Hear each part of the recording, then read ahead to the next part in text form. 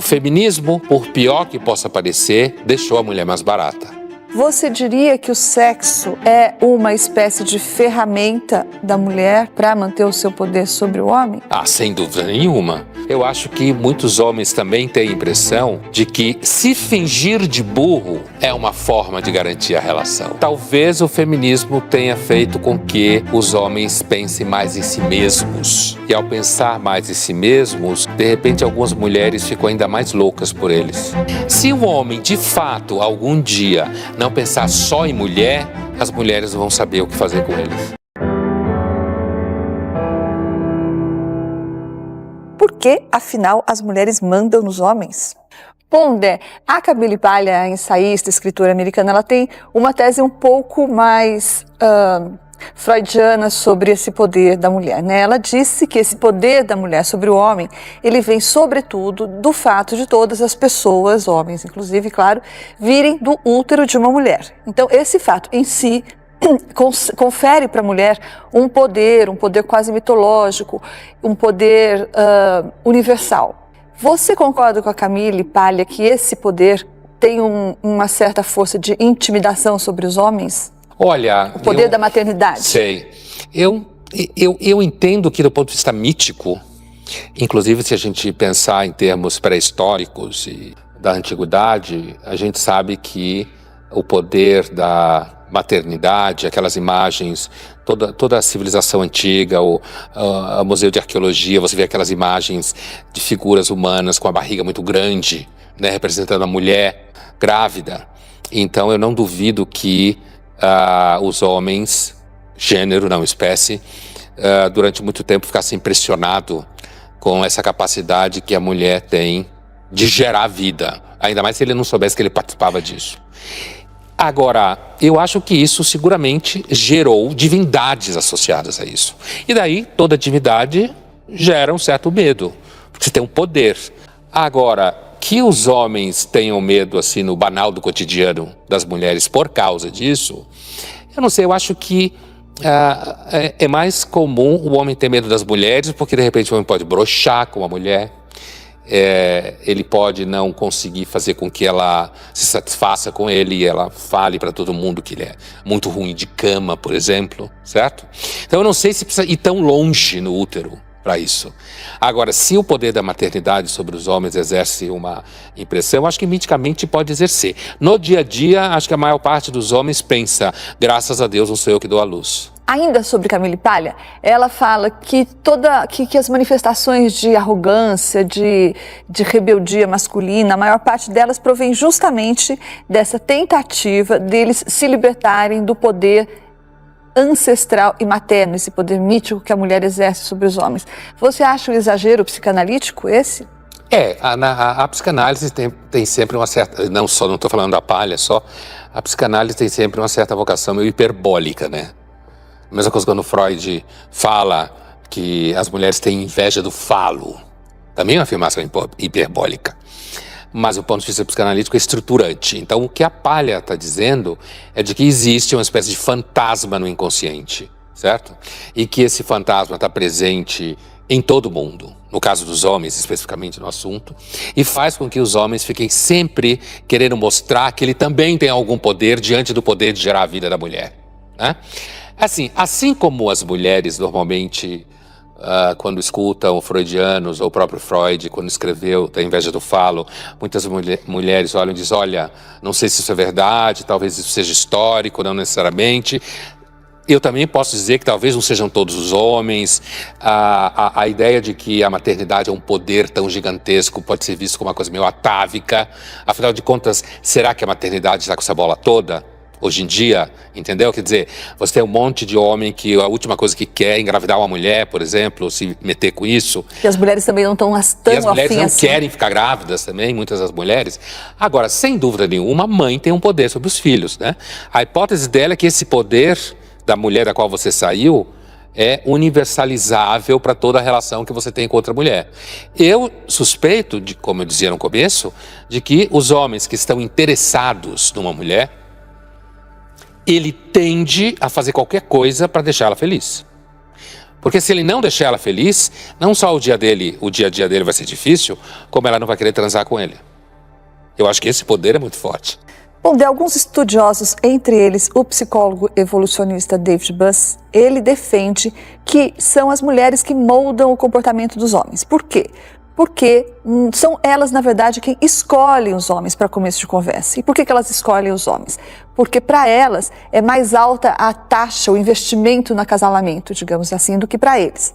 Então são elas que escolhem os homens e os homens, portanto, para serem escolhidos, tende-se a moldar ao gosto delas. Então é por isso que o David Buss chega à conclusão que os homens acabam se moldando ao gosto das mulheres. Você concorda com essa tese, Pondé? O ato sexual para a mulher tem um risco altíssimo, né? Porque ela pode sair dessa história grávida. É isso que ele chama de uma taxa alta de acasalamento. Exatamente. Elas pagam um preço maior. A mulher paga caro pelo sexo. Portanto, se a mulher quando ela faz sexo, ela pode sair grávida, isso vai fazer com que ela tenha, no mínimo, 9 meses, de ocupação com isso, e ela ainda vai passar por uma situação de altíssimo risco. Então, o evolucionista, ele normalmente pega você e fala para você o seguinte: olha, não pense com a sua cabeça de hoje, da Faria Lima. Imagine você há 150 mil anos atrás, 200 mil anos atrás, ou o que for. Dificuldade de locomoção, mais fácil de ser pega, pode morrer no próprio parto, grita, emite cheiros, certo? Então toda a aventura sexual para a mulher tem um custo muito alto. Daí o evolucionista entende que então, o que aconteceu? As mulheres, no uso da sua inteligência, e portanto essa hipótese pressupõe a inteligência funcionando, né? Tem nada a ver com o machismo, como muita gente acha que evolucionista é. A mulher, usando a sua inteligência, ela chega à conclusão que é melhor que ela pague um preço muito alto por um macho ou um homem ou o que for, que dê algum retorno. Portanto, ela escolhe o homem. Portanto, é essa a lógica. Portanto, na relação, ela teria um movimento, ainda que muito sutil, de escolher o sujeito com quem ela vai transar.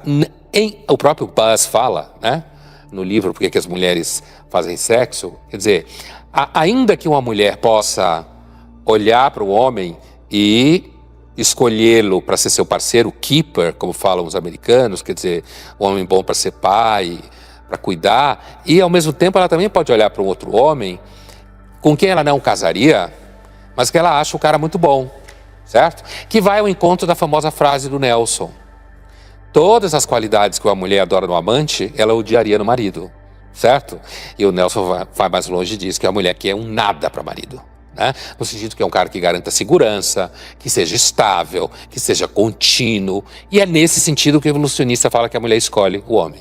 Não significa que a mulher escolhe o violentador. A gente tem o tempo inteiro que lembrar que o mundo é maior do que as feministas pensam, né? Então você concordou, por enquanto, só com a primeira parte do Buss, do que diz o Buss, ou seja, que as mulheres escolhem os homens.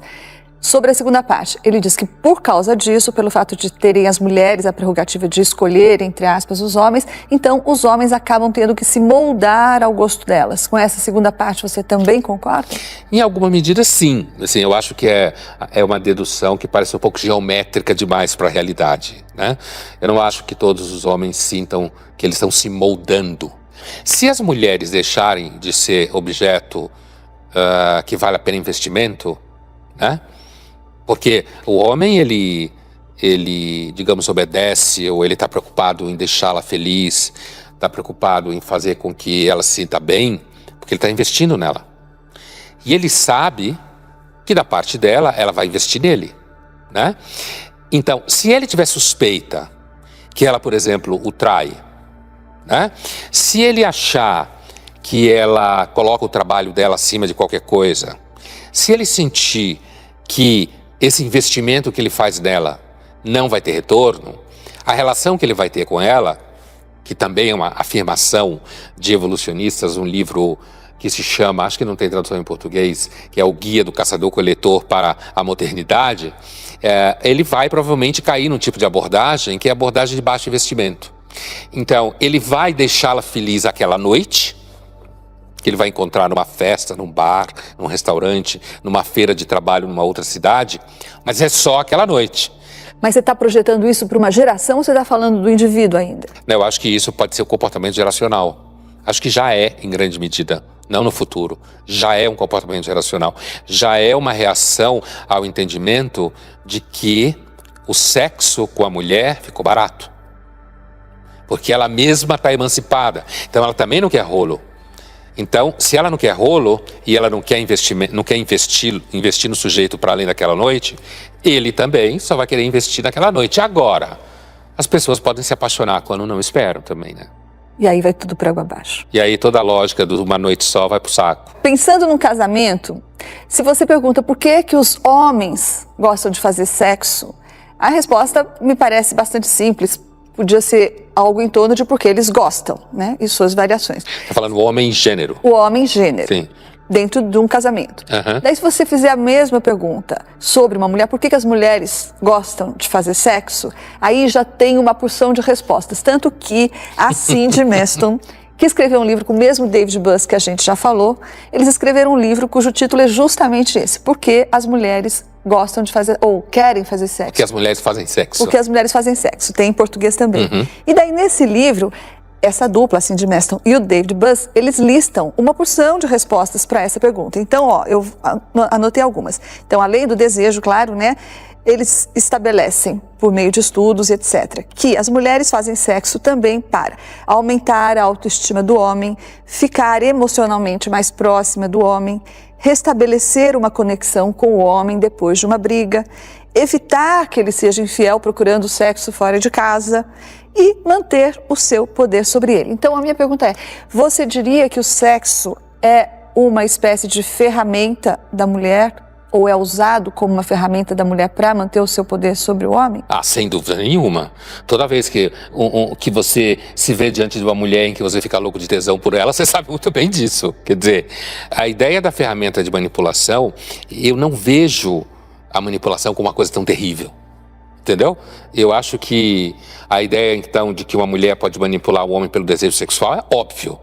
É óbvio, né? E não é à toa que se fala que a prostituição é a profissão mais velha do mundo, né? No sentido de que a mulher tem um poder sobre o homem por causa do sexo. Agora, no dia a dia da relação, eu não vejo esse tipo de manipulação como um pecado. Entende o que eu quero dizer? Eu vejo ele como parte do jogo, né?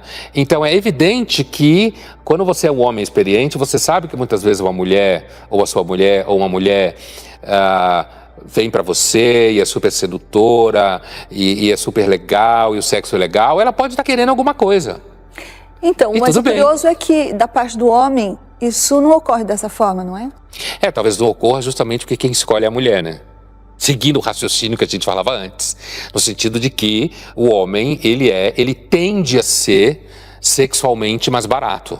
Então a gente poderia resumir muito grosseiramente assim: por que os homens fazem sexo? Porque eles gostam. Por que as mulheres fazem sexo? Aí vem uma lista muito grande de coisas que inclui o sexo como ferramenta de manipulação sobre o homem. E o que normalmente acontece, quando você pergunta por que o homem tal, vem uma frase. Quando você pergunta, seja lá que assunto for, porque a mulher tal, vem um compêndio, né? Sobre qualquer assunto. Qualquer assunto, não acho que isso é sobre sexo.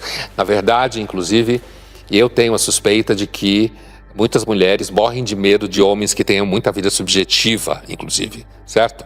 E, inclusive, não querem, porque vida subjetiva e homem pode dar muito trabalho. Até a página 3 tudo bem, mas se passar da página 3, ela pode achar que o cara já tem algum tipo de problema, entendeu? Então eu não tenho tanta certeza que todo homem, de fato, tem uma cabeça de carroça. Agora, eu acho que, assim como... vida subjetiva, você quer dizer uma vida além do estereótipo da cerveja, jogo de futebol... Exatamente isso. Quer dizer, vida subjetiva no sentido que tem um repertório, uma linguagem que saiba falar do que sente, do que pensa e do que quer. A ideia de que o homem só quer uma mulher pelada e uma cerveja, que é uma ideia caricatural, né? Eu acho que funciona, assim como muitas mulheres põem em questão a ideia de que a mulher tem que ser bonita e gostosa só, eu acho, e que o homem só quer isso da mulher, eu acho que muitos homens também têm a impressão de que se fingir de burro é uma forma de garantir a relação.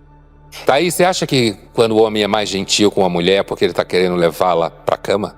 Nem sempre, né, Pondé? Nem sempre. Tem os homens que são cavalheiros de verdade, tem os que nem gostam disso. De ser cavalheiro ou de mulher? Não, de sexo. Ah, sim. Mas eu acho que em determinadas faixas etárias, em determinadas circunstâncias, né? Eu acho que a gentileza é sempre uma coisa, digamos, instrumental, né? Na maior parte das vezes. E por falar nisso, Pondé, o que o feminismo trouxe de melhor e de pior para as relações românticas entre um homem e uma mulher?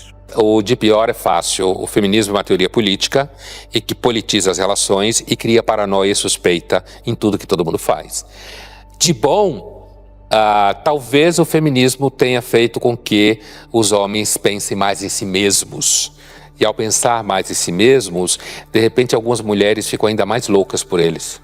Thaís, você sente falta de homem que vai para a guerra? Eu sei, porque você está me perguntando isso por causa de um comentário que eu fiz. Mas eu estava querendo, na verdade, dizer que eu sinto mais falta, Pondé, de uma certa valorização da virilidade, não é? Que acabou aí sendo demonizada de um jeito meio confuso e que levou embora, essa demonização levou embora junto algumas coisas que eu considero qualidades intrínsecas do homem, do masculino, né? Coragem, por exemplo, uma certa propensão a proteger os fracos e etc., que são qualidades que eu acho que estão indo embora pelo ralo junto com essa demonização. Graças ao feminismo, inclusive.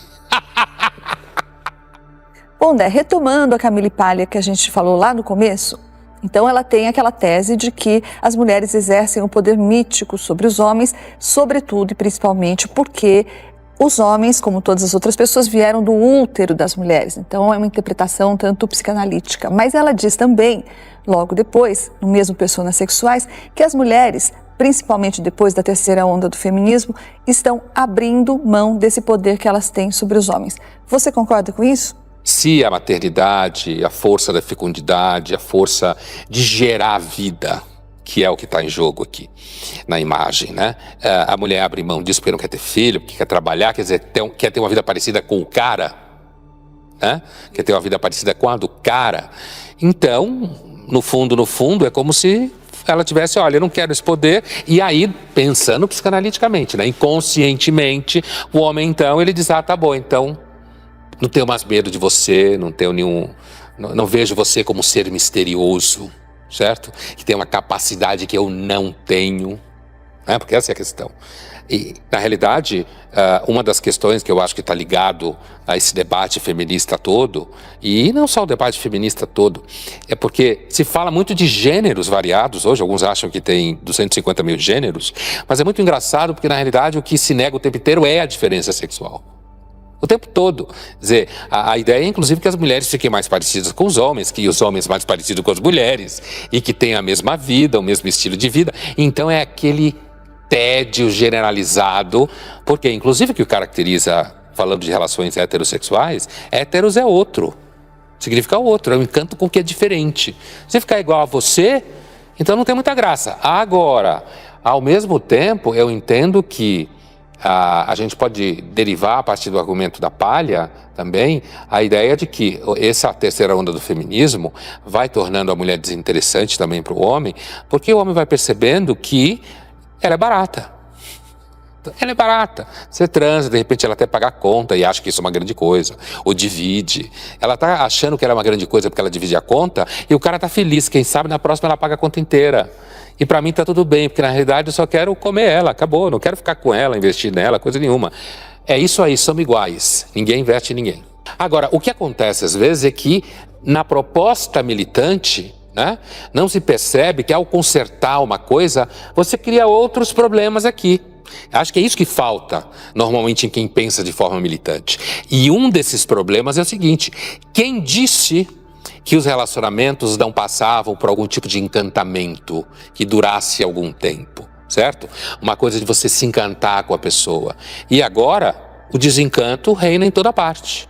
Porque quando você começa a pensar, o cara começa a olhar para a mulher, falando do ponto de vista masculino, começa a olhar para a mulher e começa a ver que, na realidade, é alguém que vai ficar fazendo lógica contábil com ele o tempo inteiro. Você fez isso 2 horas, eu tenho que fazer 2 horas. Você fez isso 3 horas, faz 3 horas. Ele faz a conta e diz, de repente, então não preciso. Vamos fazer sexo e cada um vive na sua casa? Entendeu? Daí é o que eu estava dizendo, que às vezes o feminismo ele pode fazer com que, para o homem, o feminismo, por pior que possa parecer, deixou a mulher mais barata. E o homem mais livre? Então, deixou ele mais livre, no sentido de que então ele não precisa investir na mulher e se preocupar com o que ela quer. Mas isso não me convence de que necessariamente essa liberdade não seja uma espécie de liberdade para nada também. Entendeu? Para ficar sozinho, para transar com um monte de mulher e que não consiga, na verdade, estabelecer nenhuma relação que vale a pena com pessoa nenhuma. Então, produz um mundo de pessoas livres e solitárias, de certa forma, mas livres. Parabéns. Pondé, agora tem um meme para você. Leva essa maçã pro Adão comer.